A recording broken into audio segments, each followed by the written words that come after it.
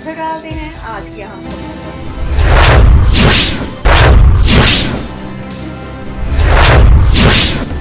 खबर शामिल करते हैं कोयटा से, जहां ग्रीन पाकिस्तान पार्टी के मरकज़ सदर प्रोफेसर इकबाल खान काकर अपने ख्यालात का इजहार कर रहे हैं। हुक्मरान जमात से पाकिस्तानी अवाम मायूस नजर आने लगी। उन्होंने मजीद कहा कि सियासतदानों को ज़ाती इख्तलाफात भुलाकर एक प्लेटफार्म पर मुत्तहिद होकर मुल्क को कौमी खिदमत करनी चाहिए। जिस मुल्क का ख्वाब बाबाए कायदे आज़म मोहम्मद अली जिन्ना ने देखा था और जिस मुल्क को हासिल करने के लिए हमारे आबाओ जदाद ने बेलौस कुर्बानियाँ दी थी, आज वो मुल्क कहीं नजर नहीं आता।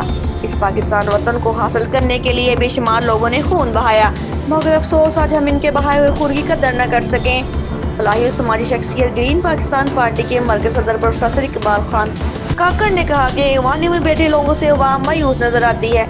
जिस तरह ऐवानियों में बेजा तनकीद का आलम, गाली गलौज, मफाद परस्त, अनापरस्त टोले बिठाकर मुल्क के मुस्तकबिल का जनाजा निकाला जा रहा है।